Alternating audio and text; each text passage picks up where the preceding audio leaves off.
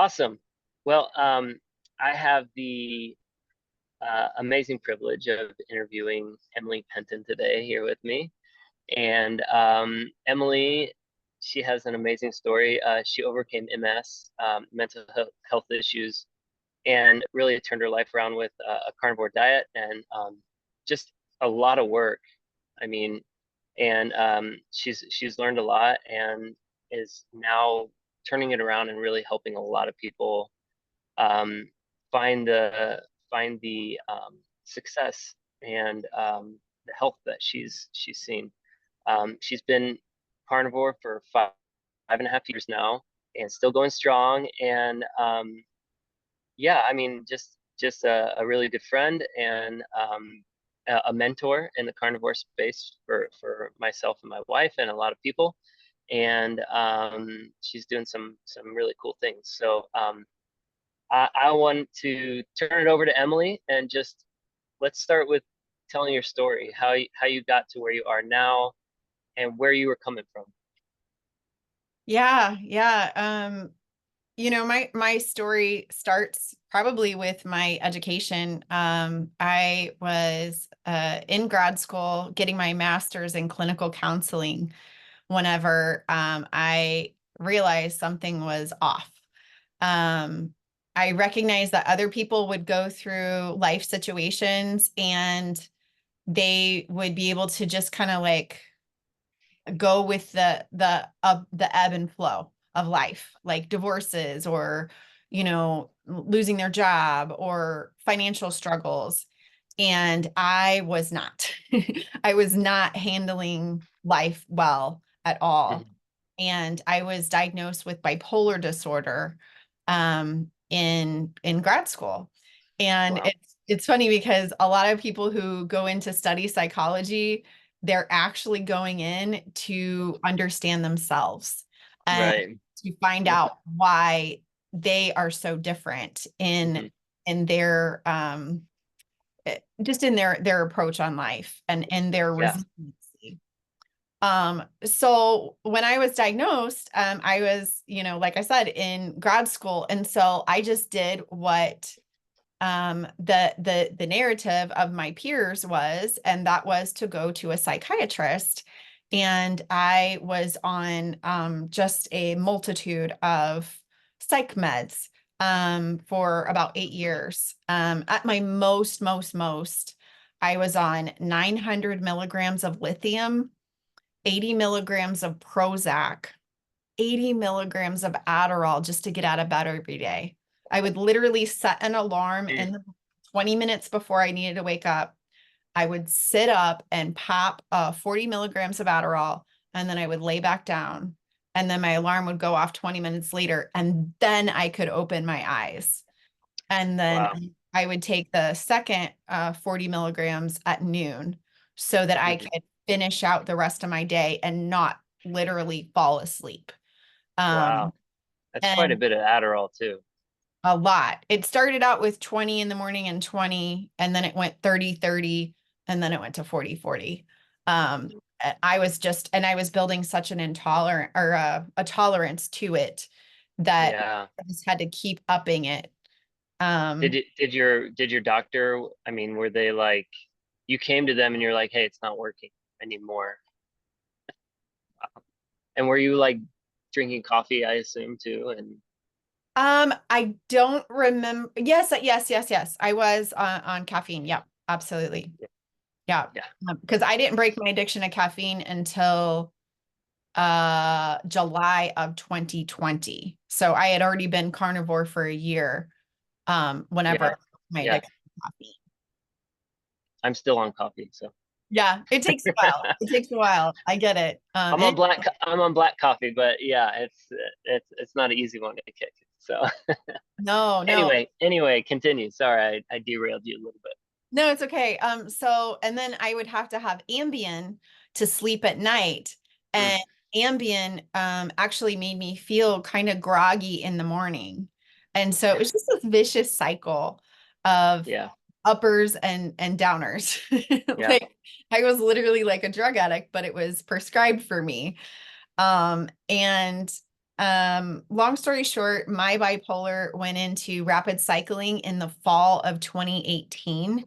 And it no longer became ethical for me to practice because I wouldn't know who I was from one day to the next. I would even have like the first 4 appointments, I would knock it out of the park. I'd hit 11 o'clock in the morning and I would have to reschedule the whole rest of my day because I had to go home and pull the covers over my head because Wow. I didn't want to exist. I was in such depression and just like almost inundated with intrusive thoughts of Yeah. you're worthless, you're useless, not, this isn't going to work, you're never going to get ahead, just this bully voice that came Right. in. And What then, was your oh, what go was ahead. your diet? What was your diet at the time? What were you Yeah. consuming? So I was a sugar junkie. Like whenever I would make cookies, chocolate chip cookies, I would make 2 batches so that I could eat the dough of one batch and then I could eat the cookies of the other batch. And I had to eat every 2 to 4 hours or I lost it. Um, Wow. I constantly had snacks in my purse, in my desk. It was candy, it was chips, it was like soda. And then at home, to like decompress, it was boxed wine and Mm. then entire pizzas by myself, ice cream right out of the carton, ramen noodles, you name it, fried food, French fries, all the things. I On wasn't top taking of on top anything of the else. drugs that you were Exactly. taking. Yeah. Exactly. Did you find that Adderall helped curb some of the cravings? Okay. No, I wish I was that person. Yeah. I But know I was some I know not some that people person. it does. Yeah, it's like they go and they don't eat. Yeah. Not No, you me. weren't I was that. not that person. At my Yeah. most, I'm 5'8", and at my most, I was like 260 pounds. Um, Wow. and I thought I was just a big girl, but I look back at my pictures from high school No, you're and not a big girl. I'm a beanpole. Yeah. And Yeah, you shouldn't be that. Yeah. yeah. Um, Wow. so anyway, I basically moved in with my mom at the age of Mm, 40 and I had to quit working. And it was like I was at the bottom of the pit and I like dug a trench. Like it mm, was just absolute torture of feeling worthless. And yeah. I was sleeping like 13 hours a day just to escape reality. Like that was my drug of choice was sleep. Yeah. Yeah. Um, Wow. and then my brother reached out to me and told me about Carnivore, and I was just hopeful that I heard this story from Amber O'Hearn. And 10 years previous to that, which now it's been 15 years, she resolved her symptoms of bipolar disorder. And I had never heard that ever, that fatty animal meat had anything to do with your mental illness or mental health. So Wow. February 24th of 2019, I went overnight. I don't recommend that for everybody, but for me, with my bipolar disorder, I was very impulsive and and I almost had to kind of jump in the deep end because if I would have tiptoed into it, I don't know that I would have had those results right away. Yeah.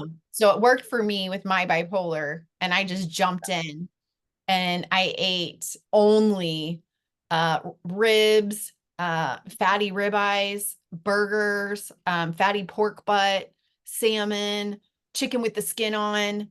And so I just indulged and ate all the fatty animal meat that I could, and I Yeah. prioritized that. Um, Yeah. and then my last symptom was April of 2019. What what kind of resources did you like start out with as far as like, what kind of information you were taking in that like helped you understand, you know, hey, just prioritize these meats and this fat and stuff like that. None, because I had no capacity to read like a scientific journal article. I could only watch YouTube videos that I could only watch them for 5 minutes. And then I lost my train of thought. I Wow. had so much significant brain fog that I had no capacity for information or anything or education. Yeah. All I did was I heard this woman's story, and I knew if it worked for her, that there was a chance it would improve my symptoms. I didn't think in a million years it would mitigate them. Wow. And then my psychiatrist, because I went back to work in June of 2019 full time, and my Yeah. psychiatrist was like, Emily, there's light in your eyes.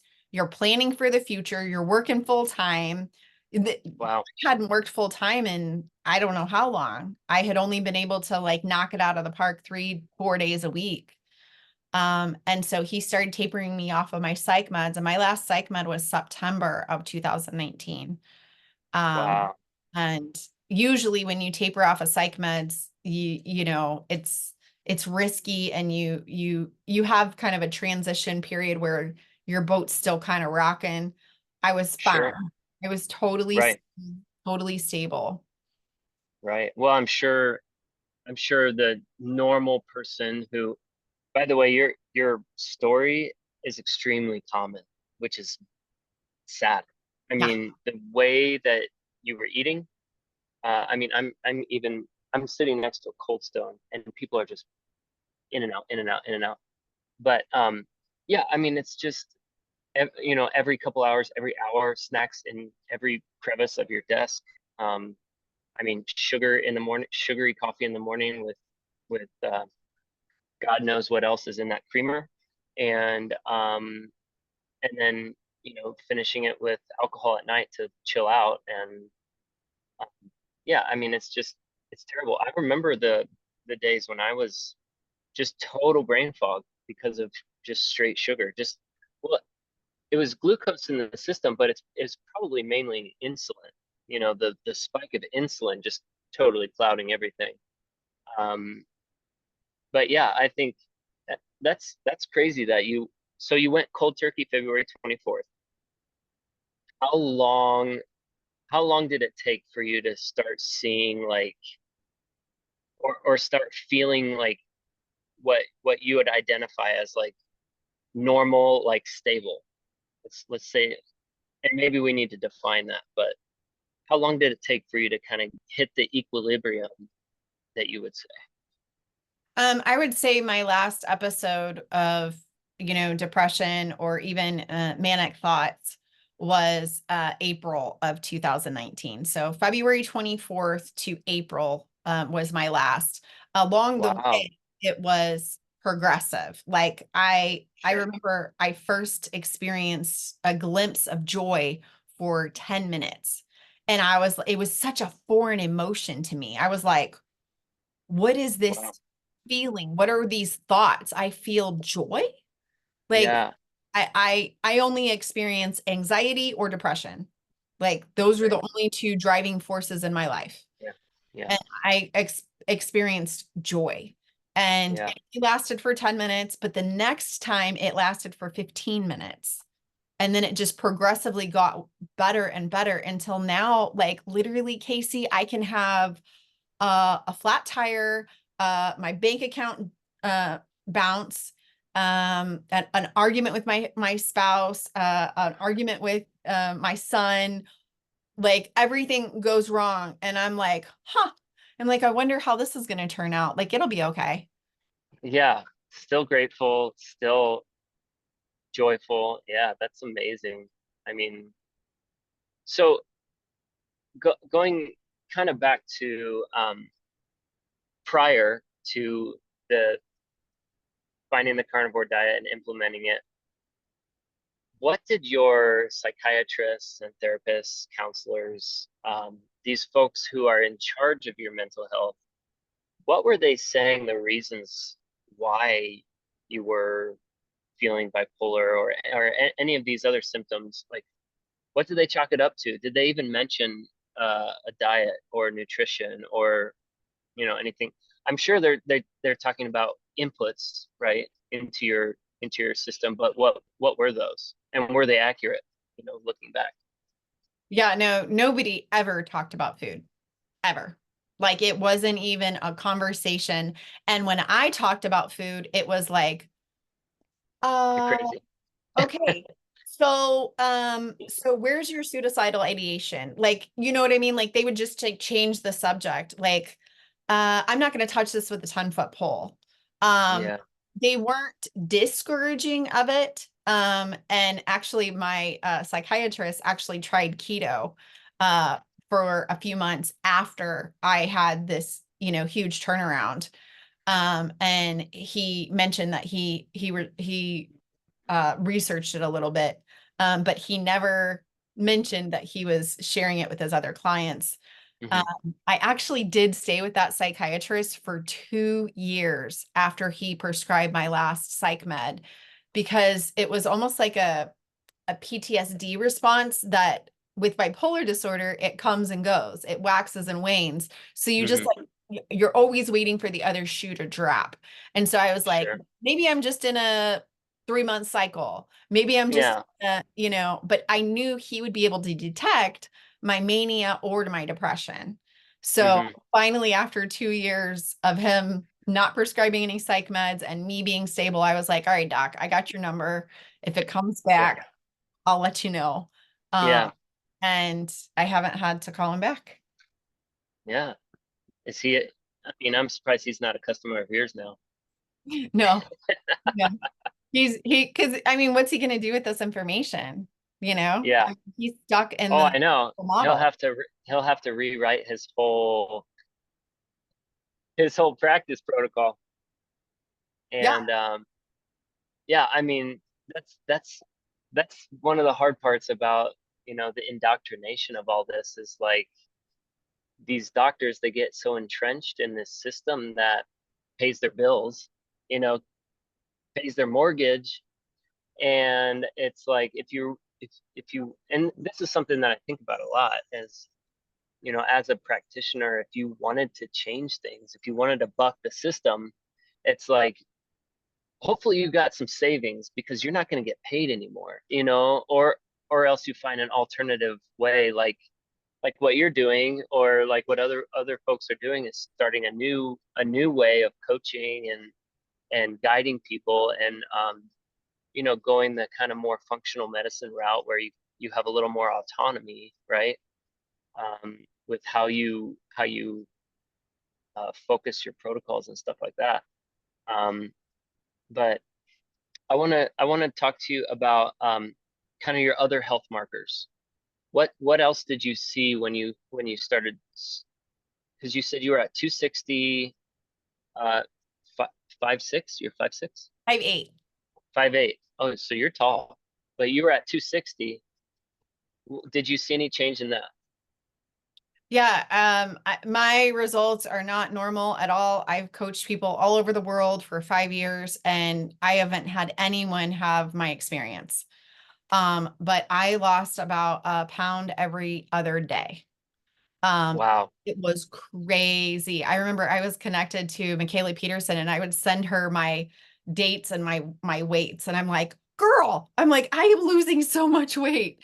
But it was just, Wow. I was chock full of inflammation in my body and in my brain. And I don't know enough about the science, but what I think it was is that I reached my toxic load, and I just couldn't process the toxins anymore. And so when I stopped the toxins, I stopped eating the toxins, then Yeah. my body was able to just like release all of this inflammation. And I still don't think I'm good at methylating and eating toxins. If I ever do get a hold of something, I get results like right away. Like I know that I had a steak that was cooked in seed oil or Yeah. whatever. I still don't process toxins very well. So I Yeah. would like to get to the root cause of that. But I'm just glad I have this glorious Band-Aid for now. Sure. I'm exactly the same way. If I eat a little bit of something that I used to be addicted to, um, it just totally throws me. And I I I go into a denial mode, like, no, that's not it. It can't be it. But my wife detects it. She's the one that's like, what did you eat? I know you ate something that you shouldn't have. You're off, you're grumpy, you're discontent, you want to escape, all of you want to isolate, all these things where it's like I get into this mode where I almost want to fall back into that old life where you just indulged and you became a vegetable, because it's like there is something comforting about it. Honestly, like there's something comforting about those really terrible foods, but it it takes you into a mental space that just like it totally shuts down your life. I mean, you have no motivation, can't you can't conduct regular functions of life in that state. And I'm really thankful for my wife, because whenever I do fall into that, she's like, all right, come on, we gotta go. We gotta do this. And I'm like resistant until the symptoms clear up, you know what I mean? It takes like 2 to 3 days Yeah. for me to get back to a mental, like, all right, I'm ready to go. I'm motivated. I can do it on my own. Um, and yeah, so Yeah, I remember um, one of the last ones that, I had, my husband was like, okay, babe. He was like, I'm with you, like for the whole ride. He was like, but we know what works. Can we stop experimenting? Can we just hold for like a good 3 years? And I'm like, yeah, okay. Like I do it for my family now because they're the ones that suffer immediately because I'm not myself. right, right. I'm the same way. Yeah, it has to be for my family, because if I try to do it for myself, I'm like it it it's I mean, it's nourishing, it's satisfying, but it's like it doesn't give me the dopamine hit that like I'm looking for. But like I really have to keep my family in mind. Like, you know, me living a flatline life, which I feel like carnivore kind of gives me. It gives me a flatline life, and then over time it elevates that flatline. You know what I mean? And that's the joy that you're experiencing, like elevated joy, instead of this like peaking up into joy and then crashing down into despair and then peaking up into joy. It's like if you can get, like, starting out, you're going to have a baseline of like not very happy, like pretty grumpy. Actually, it's going to be really bad. You're going to be craving, you're going to be going through withdrawal, but like over time, if you can, and this is the benefit of like having a coach or somebody in your ring, like in your corner, saying, hey, it's okay. I'm rubbing your back. It's okay. Like you're in the fight and it's tough, but you're gonna make it, and just get to this milestone, get to this point, and you'll be okay. And that's something that you do. And so tell me, tell me how you've taken kind of some of your learnings and like transitioned them into how you help other people now. Yeah, I went back to work full time in June in 2019, and I quickly realized that I do not belong in the mental health field. I was sitting across from clients with anxiety, borderline personality disorder, bipolar disorder, depression, anger management, and I felt like I had my hands like tied behind my back because the insurance panels and the licensing board does not want me talking about food because I'm not a registered dietitian. I am not a licensed Yeah. nutritionist. And Um, even if you were, what would you be telling them? to eat Hey, there's this pyramid, there's this my plate, there's this, yeah, bunch of exactly. BS. Yeah. So I'm screwed either way. Like I've even had people are Right. like, "Why didn't you go get your degree in nutrition?" And I'm like, "To go learn the wrong thing? No." And then I'm licensed and I have to, be regulated by the licensing board for nutrition. No. Hmm. So I said, Yep. forget the letters behind my name. I don't care. Call me a coach. So if you cannot hire me and trust me upon my own results that I have with my clients, then you're not somebody I want to work with anyway. If you're sitting Sure. there going, what's your certification? Then that's fine. You can go to other coaches. I don't care. Yeah. I'm helping the people in the trenches. I'm helping the people that no matter what psychiatrist they go to, no matter what therapist they go to, they can't string 3 days together. I help the really intensive cases of, man, borderline personality disorder. I remember as a therapist, we just knew among colleagues that they don't get better. Like there's no Yeah. medication, there's no talk therapy, there's no dialectical behavior therapy, nothing helps people with borderline personality disorder. Yeah. Carnivore does. I've had multiple clients that it has mitigated their symptoms. And their family is like so grateful. Um, Yeah. but another problem with people with mental illness is they're really difficult to work with when they're going through the 30 days. And they cuss me out and they hang up on me and they come back and they're like, "Hey, I'm really sorry. That was just, the transition speaking." I'm like, "I got it." Like I'm able to handle Yeah. it. Where Yep. a normal coach might be just like, "Ah, that was unprofessional. Like, I'm going to have boundaries and you're not going to talk to me like that." Like, I'm just like, "Go ahead, sister. I've had worse. Like, Yeah. come Yeah. cuss at me." Yeah. Oh yeah. I mean, any therapist that any regular therapist that you talk to, boundaries are a huge thing. Um, but yeah, I mean, it's like you got to get in the trenches and be like, yeah, you crossed some boundaries, but like I'm okay, and I'm still here, and what you do doesn't affect me, and I'm not offended, and just like remaining in that space, I think that's important. Um, yeah, keep going. What else? Kind of So what? go ahead. Yeah, no, you go.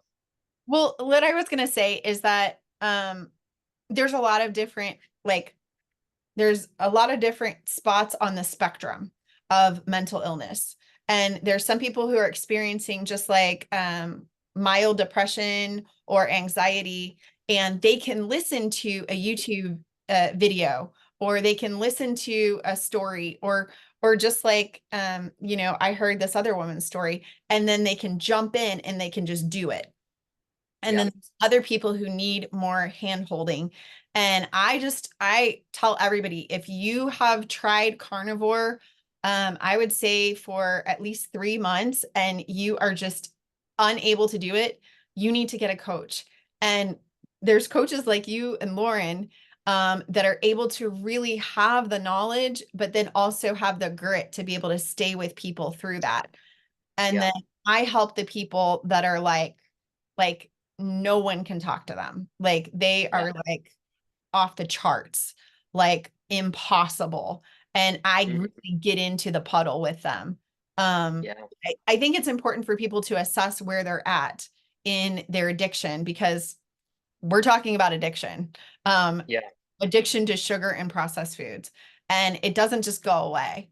I had just recently I had a kidney infection, and I had to have antibiotics, and oh my goodness, did it open the door to cravings. It Really? was so crazy, yeah, because it changes my gut biome. Um, Yeah, and so I had to like go back to my skill set of, okay, how did I process this then? Like I couldn't stop yeah, taking the antibiotics, but I had to remember, okay, this is just an illusion. Your body is not screaming for bread and crackers, and yeah, all the things. And I was able to hold on because I knew that my mind was the most important thing. Um, and so it's really is a conversation that you have to have with your psyche, with yourself, to find out what is true and what is just your bad bugs in your belly screaming out sure. for sugar. Right. Yeah. Yeah, that's uh, whenever I do like go off something, um, intentionally or unintentionally, maybe it's like, oh, I just want some cheese or something like that. And I'll let myself eat cheese, but kind of crappy cheese is just wrecks me. But it's like, yeah, those cravings, they just and you know what I do is like I go get a bunch of steak fat trimmings, Yep.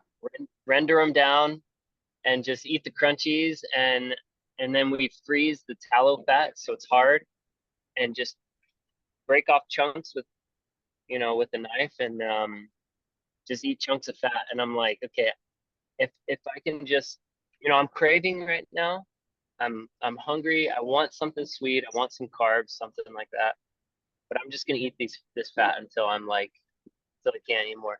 The beauty of that is like you can start feeling sick on the fat because it's a lot of fat, but you don't feel the I don't I don't feel the bloating that I would if I were to just pound a, a handful, or well, it'd be like a container of like honey roasted peanuts or something like that, where it's like you can't stop eating that until you like want to puke, and then you'll puke and you'll eat more of it.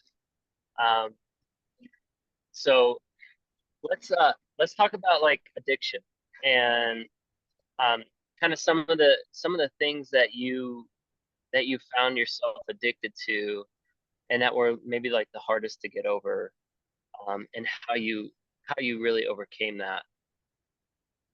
Yeah. Um, for me personally, I tell my clients this all the time, is you your instinct is to starve a craving. Because if you're craving, you're just like, okay, I'm gonna be a good girl and I'm not gonna eat anything, and you just white knuckle it. But Yeah. I encourage people to do just like you said and feed that craving with fatty animal meat or Hmm. just fat. Because your body is crying out for something. And so you need to send the message that you're going to nurture your body. You're going to nurture and you are going to satiate, and you guys are a team. If you Yeah. starve your body, it just feels like it's more alone, and it almost becomes more rebellious. But if you Yeah. feed it, then you're getting that signal to your body like, oh, she's going to take care of us. This isn't what we wanted, but Yeah. okay, you just accept it. And for me personally, it comes in the way of things that are carnivore for me now. Like you said, cheese. Cheese will light up my brain with a dopamine hit like nobody's Mm. business. So Um, good. yeah. Yogurt. I cannot eat yogurt in a sober manner. Um, Me I too.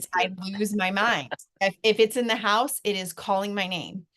And Even if it's like just total plain, plain, yeah, so good. So good. yeah, it's the sugar. It's the sugar in the yogurt. Our brain Yeah. just like Yeah. light up with that dairy. And so I just stick to animal meat and animal fat. And if Yeah. I stay there, I don't get these thoughts. Like I'm just so exhausted with having conversations with this imaginary whatever, where Yeah. it almost like my psyche goes into like negotiations, like, well, you had one piece of cheese, so maybe it would be okay for you to have two pieces of cheese, or you had one Yeah. vat of yogurt, like maybe you can have two vats of yogurt. And it's just, there's no end to it. Like I'm not negotiating with terrorists. Like Yeah. I am only eating fatty animal meat because Yeah. I'm just sick of having these conversations with Yeah. crayons. Man, I think that's a really good takeaway about addiction. Like, I love that. Like, feed the addiction. Like, don't deny your body, but like feed it what it needs nutrient wise, and allow it to calm down to that baseline, um, rather than just be yeah. Because I've gotten pissed off because I've like been like, no, I'm and God love my wife. She's somebody that if like addiction is like rearing its head um in my life, and she detects it, she's like, you need to stop. You need to stop. You need to cut it out. You need to deny it. And I'm like, and I get mad and angry, but like the truth is like feed it like fat and meat. until it goes away, because it will. And yeah, I think that's an amazing kind of takeaway. What is your so what foods do you like? You like totally green light what foods, and what foods would you be like, eat these in moderation? Um, and what foods are just completely off the table Yeah. for you personally? So for me personally, beef and beef fat is my constant go-to. Like I feel Emily. I feel completely myself on Yeah, beef fat. I can like play with chicken every once in a while, but it really depends on the source, because if that chicken has hormones, I get irritable. really. I start to feel the hormones of that chicken. Um, and pork, for some reason, I has to really be a clean source as well. I get like diarrhea and just queasiness. Like I just don't feel right on certain pork, like bacon or sausage or just like a pork chop. I just have to be really careful with pork. So if I cheat, Yeah, that's where I cheat. Like that's my wiggle yeah. room is Bacon, I'll have bacon and bacon. sausage. Yeah, Yeah. But as far as my addiction, it comes in the way of yogurt and cheese, sour cream, cream cheese, any kind of dairy. It just never ends well. yeah, And it opens the door to cravings for me. The things that I will not touch are just any kind of like flour or wheat, any kind of like a regular pizza dough or anything like that. I have gotten away with I think it was called a cauliflower uh, dough or cauliflower pizza or whatever. And I didn't go off the rails. Like I was okay. But I remember probably 2 years ago, I had my son, I made a regular pizza for my son, and there was this little triangle that like didn't fit. And I just was like, huh. And so I ate it. I had depression for 24 to 48 hours. And I was like, yeah. are you kidding me? Like, this is laughable. Um, Gluten. do You what? got gluten. You got gluten. Yeah. That's what we call it. Same way with white potatoes. I made potatoes in my own kitchen for my son, and I baked them in beef tallow, and we were arguing about whether which one was crispier, and so I did a taste test. I should have let him do the taste test Yeah, only. We both did the taste test, and I had 9 French fries that were baked in beef tallow, and I yeah. had depression for 24 hours. And I was like, Wow. good grief. But you Yeah, just, you learn your triggers. And my trigger is white potatoes. I can have a sweet potato and I don't feel great in my digestion. Like the fiber really doesn't, I don't enjoy that feeling, but I yeah, don't go into depression or anything with mental illness. yeah. Seed oils off the table. Off the table. Yeah. Sugar off the table. Off the For table. sure. Yeah. Yeah, All of that. yeah, Any kind of wine, because it all has sugar. Beer has sugar.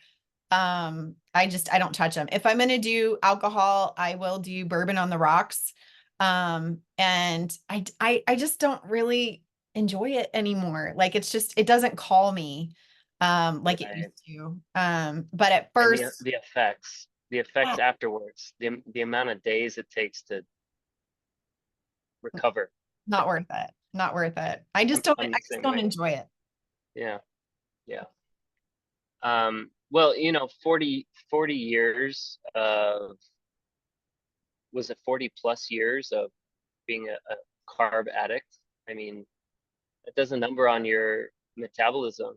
And I mean, it just, even 5 years in, you don't, you don't change 40 years in only 5 years. So, I mean, I'm experienced the same thing. I mean, for me, it was more like 30 years. Um, but yeah, I grew up totally addicted to sugar. I mean, my my parents would have powdered sugar and margarine, and I remember as a kid sitting up on the kitchen counter with our little, we had a little tube TV with a screen like this big, um, on the kitchen counter to watch TV while you eat, you know. And I remember sitting on the kitchen counter by myself, with a bowl of dry powdered sugar and a spoon, and this close to the TV screen. I remember feeling the static on my eyeballs and consuming just just a bowl of powdered sugar with a spoon. I remember like putting it on the spoon and then like flipping it over onto my tongue and letting the my spit like saturate it, and it became like this hard like candy essentially. And yeah, or I would get the tub of margarine out of the fridge and like eat it with my finger. It was that bad, you know. And yeah, and so it's like, many years. And then in college it was like buffet free for all. So it was like you start out with a cookie and you end and you then you eat your meal, your double meal, and then you would finish with more cookies and ice cream. And I just lived that life, and I was in brain fog 24/7, constantly had a headache, and I Yeah. didn't know why. And for some reason, I didn't know why. It was like, I don't know why I got a headache all the time. It's like there's no. I mean, now looking back, it's like no wonder. Like I was always feeling sick and always had a headache and brain fog and couldn't focus, couldn't pay attention, didn't have any motivation. Um, and then I met my wife, started cleaning up my diet, started with oatmeal and like regular foods, whole foods, um, and then working out. But like even into my later 20s, when we were like paleo keto, even those times, like I had just enough carbs to where I was still addicted, and I would just binge like crazy. Like I would hit a tipping point where it was like, F it, like I'm just gonna go for it. I'm gonna eat the whole thing, whatever that was. And so I would just binge and binge and binge, and then I would binge some more, and I would get into a state where it was just like, um, you know, nothing's worth it. Like, discipline is totally out the door. Like, why even care at this point? It tastes so good, blah, blah, blah. And, maybe I'll just like end my relationship with my wife, be pissed off at my kids, even though we have two beautiful daughters now, and I'll just, you know, all this like psychosis. It's Yeah. psychosis. It Like, is. It is. It is literally delusional. yeah. And it's like total lies in your mind to proliferate this life of like indulging in this complete shit, like this stuff that is really trying to just kill me. Like, and it's engineered to like to do those things. Like the people that make these foods, they're not stupid, and so yeah, I mean, it takes me, and it pisses me off that it's this way, but it takes me, um I have to be extremely um disciplined and oh, what's the word? I have to be strict, extremely strict. And I hate it because I'm like, maybe this isn't how life probably was meant to be, this strict, how strict it is. Because I think that like somebody like my wife, she can moderate, she can have chocolate and not like go into a depression, and she can eat dairy and be just fine, but she's like doing it very moderately, small amounts, like enjoying it, eating vegetables and it not affecting her, can have fruit and not like totally derail her, because she didn't grow up in this. She grew up a very stable family that cooked like really whole food meals at home, and I just didn't live that way, you know. And so I'm paying for it now, but yeah.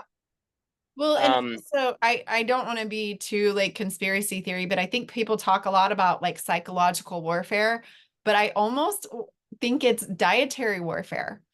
Like, yeah, I really think that there is an agenda to like to poison us like in a stealth way with like, a cartoon character on our kids' cereal boxes, and the seed oils and stuff that are in everything for our children. I mean, if you look at yeah, mac and cheese, the color, the dyes that are in mac and cheese to make that yellow powder, and just the seed oils and everything. I mean, it is just undeniable. And the things that are in chicken nuggets, I mean, it's baffling.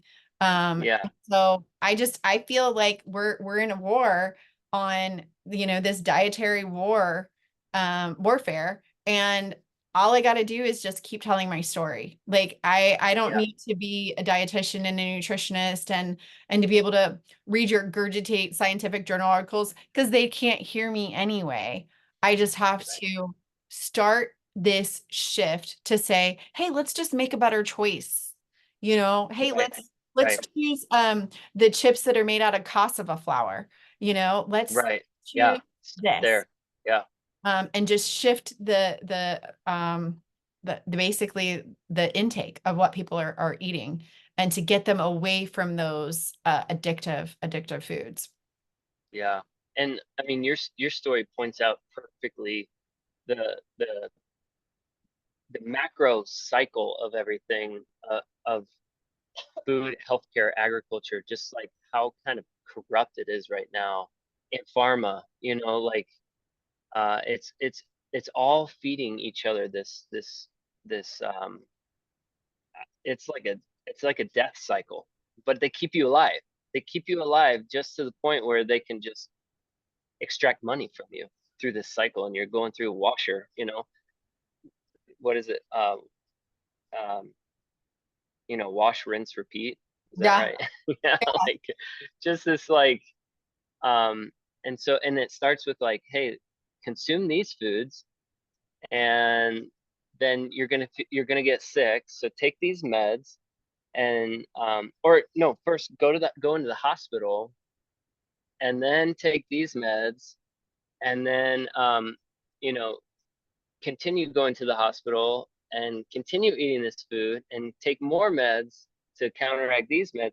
It's like it's crazy. And um fortunately, if you follow some politics, or if you're aware of any politics, there's a movement happening right now where health is coming to the forefront. And so I won't name any names, I will. but Casey and Callie I mean.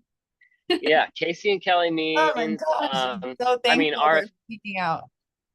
I mean RFK, and I think they're leading an effort to like really I mean make America healthy again, Yeah. and Well, I mean, Casey and Kelly Means, when I heard their interview, I was like sitting on like standing up at my desk going, yes, yes, yes. This is like every carnivore's dream to hear yeah, somebody from a public platform say the things that Callie and Casey Means are saying from yeah, inside circles that they've been in. And they went, this is criminal. Like, this is not okay. yeah, yeah, yeah, I love it. I mean, I'm like totally on board. And um what I'm actually binging now are podcasts and YouTube videos about what's what's the plan on how we're going to take back health in the US and take down these big industries. um anyway, that's a whole nother can Yeah. of worms. But Yeah. Yeah. Yeah. yeah, so I mean, I think we touched on a lot of things. I really appreciate just your story and how passionate you are, and it's inspiring to myself to just to talk to you, be friends with you. And my wife is always like, Casey, you need to text Emily. If I'm like ever struggling with something, she's like, get in contact with Emily. You need a pep talk. And so I don't do that enough. I'll say that. I don't do it enough, and I need to. I need to just reach out. But thank you so much for just what you're doing, what you're bringing in to the community. It's not the carnivore community anymore. It's let's help people get healthy community. And I think carnivore is a tool. In my opinion, it's one of the best tools. And I think you'd probably agree with that.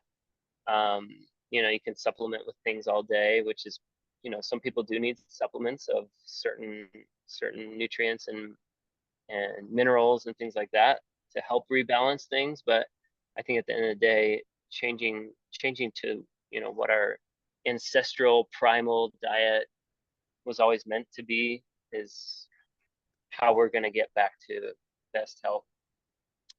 How can people get a hold of you? How can they follow you? If they wanted to, be coached by you or recommend somebody to be coached by you. Yeah, How can they absolutely. get in touch? Well, right now, number one on my list is you and Lauren. I recommend you and Lauren because what I love about you and Lauren and your approach is that you guys are not dogmatic at all. You are going to assess the person and where the person's at.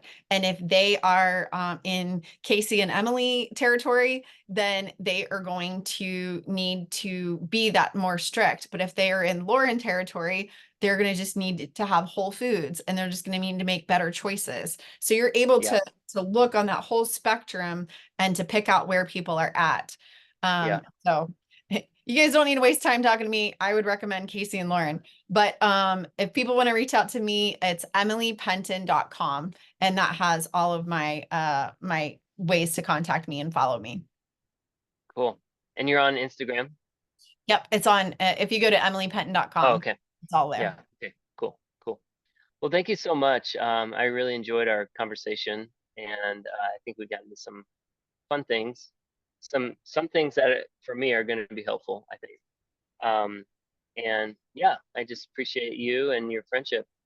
Absolutely. And thank you so much, because I think that the more people, especially men, who talk about mental illness and make this not this big, like scary thing that we're hiding, it's so important to honestly, to really walk into that masculine, to be able to support and to be a safe place to have these conversations and know that there is nothing wrong. You are not any less of a man or any less of a provider and a protector. If anything, you are more strong. Like, think about what a dangerous man you are to be able to Right. be in our society and not be addicted to medication, not to be addicted to sugar and processed food. Like, you have flipped the whole table on Right. everything and you're Yeah. able to walk in that strength. And so thank you so much for paving the way for men to be able to have conversations like this. Yeah. Yeah. I'm happy to. I love it, and yeah, it can be a struggle because there's a lot of temptations out there, but yeah, it's just the best way, I in my opinion, and just from what I've seen. So, well, thank you, and yeah, we'll talk to you later. All right. Thanks. Bye.